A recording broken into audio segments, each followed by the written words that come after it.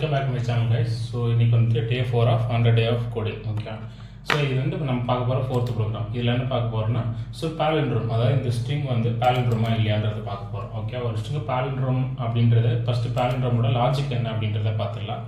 பாலிண்ட்ரோமோட logic என்ன அப்படின்னா, ஒரு வேர்டை நீங்கள் ரிவர்ஸ் பண்ணிங்கன்னா அது சேமாக இருந்துச்சு அப்படின்னா அதுதான் வந்து பாலிண்ட்ரோம். அதாவது ரிவர்ஸ் பண்ண அந்த வேர்டும் அந்த ஃபஸ்ட்டு ஒரிஜினலாக அந்த ரெண்டு வேர்டுமே சேமாக இருந்துச்சுன்னா அது வந்து பாலிண்ட்ரோம்னு சொல்லுவாங்க. ஓகே, எக்ஸாம்பிளுக்கு மேடம், மாம், டேட் இதெல்லாம் பாலிண்ட்ரோம். இப்போ வந்துட்டு எம்ஏ இது டி ஆட் பண்ணால் இது வந்து பாலிண்ட்ரோம் கிடையாது. ஏன்னா ரிவர்ஸ் பண்ணால் எனக்கு வந்துட்டு டி ஃபஸ்ட்டு வரும்.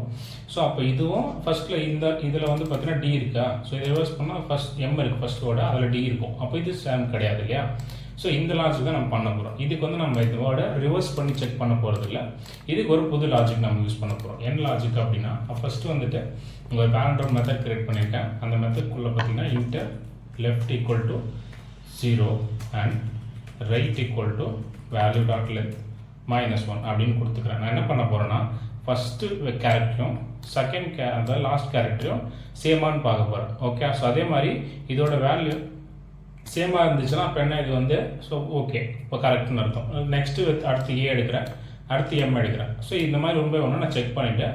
ஸோ அதை வந்து இது இப்போ இந்த லெஃப்டோட வேல்யூ வந்து ஒன்ஸ் லாஸ்ட்டு போகும்போது நான் அதை ஸ்டாப் பண்ண போகிறேன். ஓகே, ஸோ இப்போ இங்கே வந்து பார்த்தீங்கன்னா அப்போ எனக்கு ஃபஸ்ட்டு என்னவாக இருக்கும், நான் லூப் யூஸ் பண்ணிக்கிறேன்.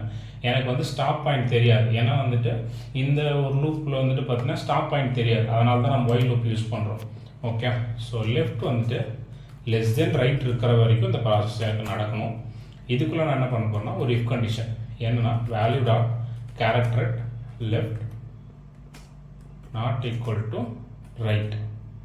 அதாவது right means value dot character right. கரெக்டாக? ஸோ இப்படி கொடுத்துட்றோம். ஸோ இப்படி இருந்துச்சு அப்படின்னா இங்கே நமக்கு சிங்கிள் ஸ்டேட்மெண்ட் அப்படின்ற போது தெரியல. அதாவது ரெண்டுமே நாட் ஈக்குவலாக இருந்துச்சுன்னா நான் வந்து அதை ஃபால்ஸ் ரிட்டர்ன் பண்ணிடுறேன். ஏன்னா நான் இங்கே எடுக்க போகிற கேரக்டரும் இங்கே எடுக்க போகிற கேரக்டரும் எனக்கு சேமாக இருக்கணும். அப்போ தான் எனக்கு வந்துட்டு இந்த இந்த ஸ்ட்ரிங் வந்துட்டு ரிவர்ஸ் பண்ணும்போது எனக்கு சேம் வேல்யூ வரும். அதே மாதிரி தான் அடுத்தடுத்த வேல்யூஸ் எடுக்கும்போதும். இப்போ எனக்கு 0ல் இருக்குது. இப்போ எனக்கு இந்த ப்ராசஸ் முடிஞ்சதுக்கப்புறம் எனக்கு அடுத்த வேல்யூக்கு போகணும். அப்போ என்ன பண்ணுறேன், நான் இங்கே இந்த இடத்துல லெஃப்ட்டை வந்துட்டு இன்க்ரீஸ் பண்ணுறேன், ரைட்டை வந்துட்டு டிக்ரீஸ் பண்ணுறேன்.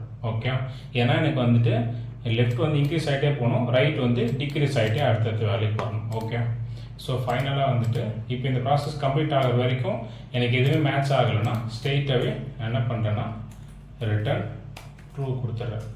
இல்லை இதில் ஏதாவது மேட்ச் ஆகுது அப்படின்னா எனக்கு என்ன ஆகும், இங்கே ரிட்டர்ன் ஃபால்ஸ் ஆகிடும். அப்போ எனக்கு இங்கே வந்து இது மேடம்ன்றது இல்லைன்னு வந்து இப்போ நான் எக்ஸிக்யூட் பண்ணுறேன் அப்படின்னா இப்போ இதில் வந்து பார்த்தீங்கன்னா டி இருக்குது. அப்போ இது வந்து எனக்கு பாலிண்ட்ரோம் கிடையாது. இன்னொன்று வந்துருச்சா.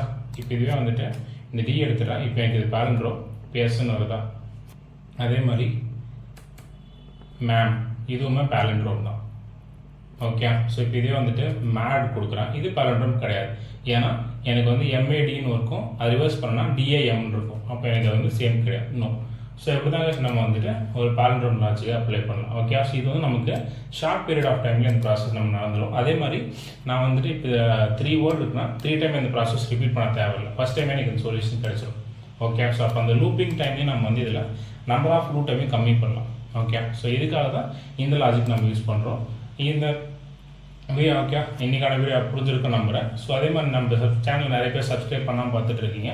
ஸோ சப்ஸ்கிரைப் பண்ணிங்க அப்படின்னா எனக்கு அடுத்தடுத்த வீடியோ போகிறதுக்கு மோட்டிவேஷனாக இருக்கும்.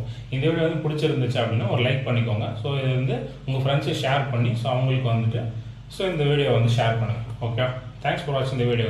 பாய்.